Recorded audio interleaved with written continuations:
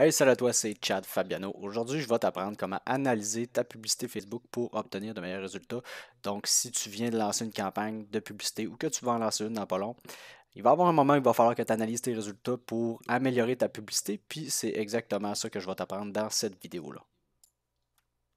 Juste avant qu'on commence, n'oublie pas de t'abonner à mon channel et de laisser un petit like aussi sur la vidéo, c'est toujours apprécié. Puis, reste jusqu'à la fin parce que j'ai quelque chose pour toi.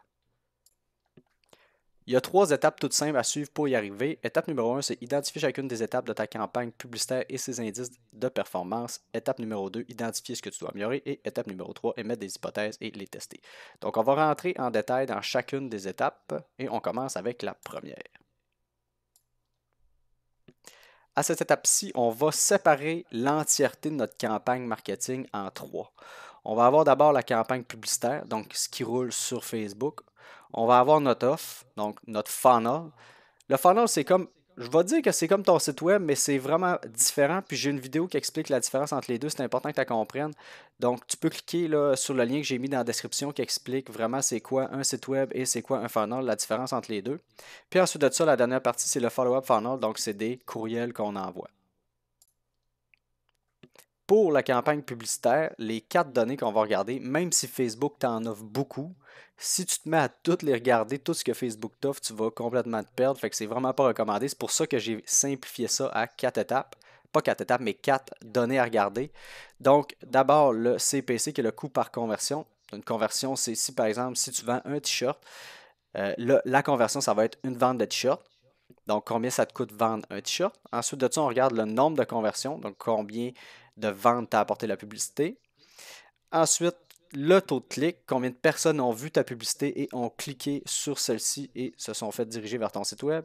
Ensuite de ça, le coût par millier. Le coût par millier, c'est pratiquement combien ça te coûte de mettre de la publicité devant les gens que tu as ciblés. Donc ici, c'est un coût qui est par 1000 personnes. Donc ça, c'est vraiment combien ça coûte faire ta publicité.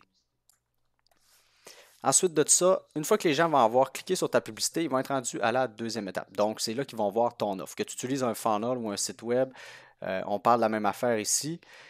Si tu fais de la récupération de courriels, si tu veux juste avoir récupéré des courriels pour avoir des leads, les contacter plus tard ou peu importe, on va parler de taux d'opt-in, donc le nombre de personnes qui sont arrivées sur ta page et qui vont avoir donné leur courriel. Donc ça, c'est la mesure qu'il faut que tu regardes, c'est ton indice de performance. Et ensuite de ça, si tu fais de la vente directe, la plupart des gens vont avoir seulement un offre. Donc, je reprends l'exemple des t-shirts. Si tu veux un t-shirt, ben là, les gens vont dire, bon, ben c'est combien de personnes qui ont atterri sur ma page et qui ont acheté un t-shirt. Si tu veux augmenter tes résultats, si tu veux faire plus d'argent, c'est là qu'on peut insérer un bump et un upsell. C'est quoi un bump? Un bump, c'est par exemple, si tu vends des t-shirts, ben là, tu pourrais offrir une paire de bas avec cet achat-là. Donc là, les gens, ils arrivent, veulent payer leur t-shirt, il est à 25 et t'offrent une paire de bas à 10 Fait que un bump, c'est souvent à petit prix, facile à prendre comme décision, est-ce que j'achète ou pas. Donc, tu peux ajouter ça. Puis si tu en as un, ben, c'est important de mesurer il y a combien de personnes qui vont prendre ton offre en bump. Et ensuite de ça, un upsell, c'est une offre qui est plus dispendieuse, c'est que tu veux aller offrir un produit à des gens qui sont prêts à acheter quelque chose de plus dispendieux. Donc, si par exemple, je vais reprendre l'exemple des t-shirts, tu pourrais offrir un coton ouaté, par exemple, à 75 Fait que ça, c'est un upsell. Fait que on voit que ça peut devenir très puissant parce que là, tu ne fais plus juste offrir un offre principale, mais là, tu as plein d'autres offres autour, puis ça peut faire en sorte que justement, tu vas être capable de faire soit plus de revenus ou payer plus cher pour acquérir un client comparativement à tes compétiteurs. Fait que c'est très puissant. La dernière étape, c'est ton follow-up funnel. Donc, c'est tes courriels que tu envoies aux gens qui t'ont donné leur email ou qui ont acheté avec toi. C'est très puissant ça ici parce que tu n'as pas à payer pour acquérir ces clients-là. Tu les as déjà dans ta base de données d'adresse courriel, donc tu peux leur revendre gratuitement. Ici, les mesures que tu dois regarder, c'est ton open rate, donc combien de personnes ont ouvert le courriel.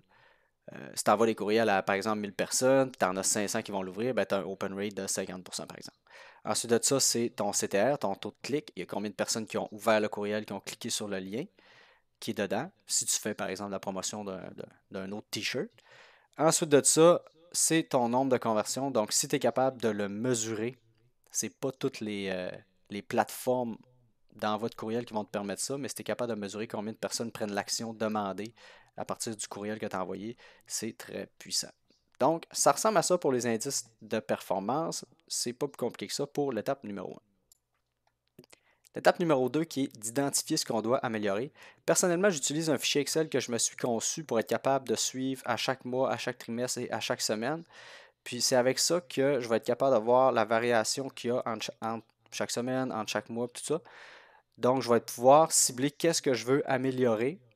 Puis ensuite de ça, on passe à l'étape 3 qui est d'émettre des hypothèses et de les tester. Donc, ce qu'on veut améliorer, les étapes qu'on va améliorer, par exemple, si je suis à mon ici, CTR, le click-through rate, fait que le nombre de personnes qui ont cliqué sur ma publicité, j'essaie d'émettre des hypothèses, qu'est-ce que je pourrais améliorer pour qu'il y ait plus de gens qui cliquent sur ma publicité. Donc, est-ce que ça peut être, par exemple, le copywriting? Est-ce que ça peut être le visuel?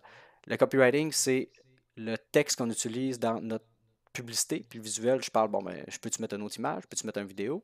Peux-tu mettre un carrousel? Ensuite de ça, si je veux améliorer mon funnel, par exemple, j'aimerais que mon opt-in rate augmente. Donc là, pour l'instant, j'ai 51% des gens qui arrivent sur ma page qui me donnent leur courriel. Si je veux améliorer ça, ben là, il faut que je fasse des modifications sur mon landing page. Peux-tu changer la headline? Peux-tu mettre une autre image? Peux-tu mettre des bullet points? Peux-tu mettre plus de crédibilité? Je peux-tu refaire mon offre au complet, par exemple, si je vends un produit? Ensuite de ça, tu peux même changer tes audiences sur Facebook, cibler d'autres audiences. Bref, il y a plein d'affaires que tu peux améliorer. Un dernier conseil avant de partir, il ne faut pas que tu testes 45 affaires en même temps. J'ai mis 45, j'exagère un peu. Il ne faut pas que tu testes plusieurs affaires en même temps parce que tu vas être capable d'identifier qu'est-ce qui a fonctionné ou pas. Par exemple, si je veux améliorer mon landing page, je vais essayer pendant une semaine juste de faire une modification dans mon headline, donc mon titre de page. Je ne vais pas changer le headline, l'image puis le bullet point. Je ne vais pas tout changer en même temps parce que je ne serai pas capable de dire bon, mais c'est ça qui a marché ou c'est ça qui n'a pas marché. Fait que c'est important que tu sois capable d'isoler tes variables. Comme en science, quand on veut tester quelque chose, on identifie la variable qu'on veut tester, puis c'est la seule affaire qu'on va toucher, puis le reste, on va garder les choses pareilles. Donc, c'est pas plus compliqué que ça. Avant de terminer, je t'invite à télécharger mes 9 meilleurs exemples de publicités qui m'ont permis de générer près de 1 million de dollars en revenus en quelques mois. Dans ce fichier-là, c'est un PDF. J'ai mis tous mes textes, j'ai mis les images, j'ai mis les vidéos si jamais il y a des vidéos, j'ai mis pourquoi que la publicité a fonctionné, qu'est-ce qu'il aurait pu faire que ça fonctionne mieux. Donc, télécharge ça, c'est disponible pour l'instant. Puis aussi, je t'invite à regarder dans la description de la vidéo pour toute autre chose, pour toute autre offre que j'aurai à ce moment-là, au moment que tu regardes la vidéo. J'ai des offres qui varient dans le temps, donc ça peut être disponible là, puis ça ne sera pas disponible dans quelques semaines, quelques mois ou dans quelques jours, je ne sais pas. Donc, profites-en. Puis sinon, je t'invite à me laisser en commentaire toute question que tu aurais ou si tu aurais besoin que je fasse une vidéo à propos de n'importe quel autre sujet, toujours en rapport avec le marketing. Mets-moi ça en commentaire, puis n'oublie pas de t'abonner et de liker la vidéo. Sur ce, à la prochaine. Bye.